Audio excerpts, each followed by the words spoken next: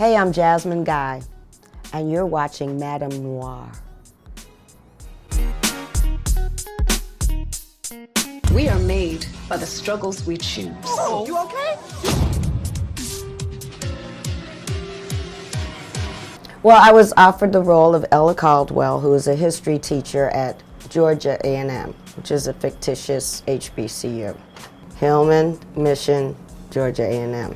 Who can say that they've graduated from 3 fictitious schools? The quad is about, at least in the first episode, we've elected our first female president of the school in the history of this school. And I play a character that kind of shows Anika Nani Rose the ropes, you know, kind of mentor, friend, and, you know, really want her to succeed.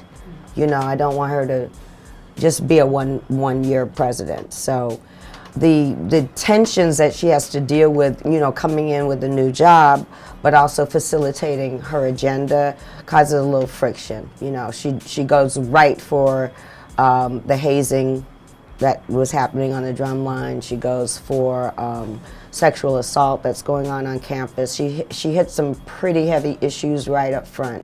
Abuse, bullying will be no longer tolerated. I don't answer to you.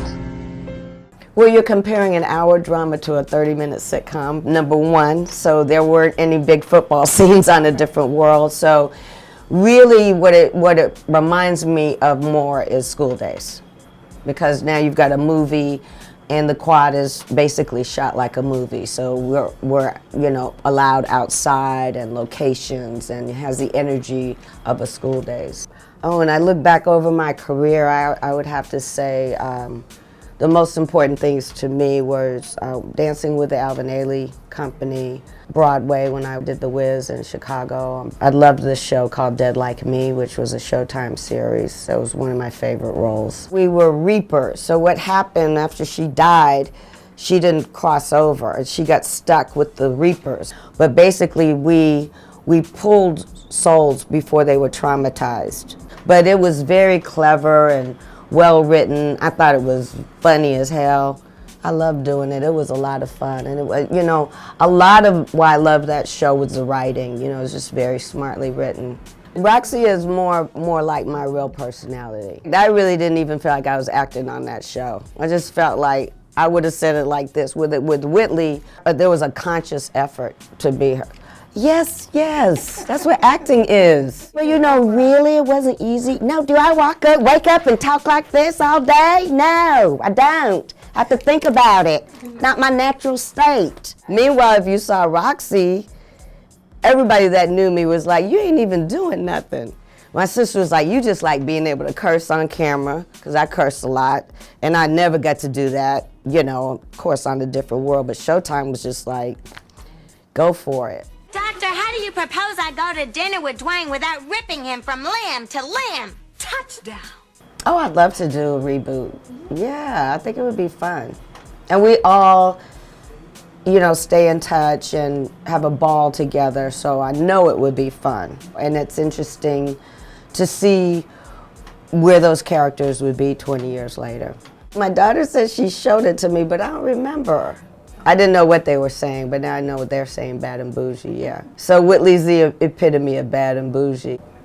Bad and bougie, bad. Cooking up dope with a Uzi. My daughter is her own person. She should follow her dreams, and if that's her passion, go out there and fight for it, and go get it. I just want her to be passionate and in love with something, other than a boy. When I wrote Evolution of a Revolutionary, I wanted to capture Afeni's voice, you know, and so the best way I knew to do that would be for the reader or the audience to get to know her like I got to know her. And it's a very conversationally written book. I tried to write it as we used to talk to each other. She was a fascinating woman, very warm, highly intelligent, and we used to have really great talks. And I said, you know, I asked her permission for me to tape it because I wanted to do a movie about her life, so I needed the material. The book came about because she wanted to talk about more than just her years as a Black Panther.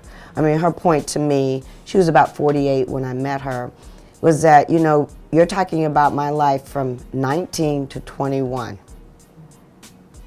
She wanted to talk about her recovery from crack cocaine, raising her 2 kids, all of these things that she said were relevant to other women that were out there struggling and thinking they weren't going to make it to the other side.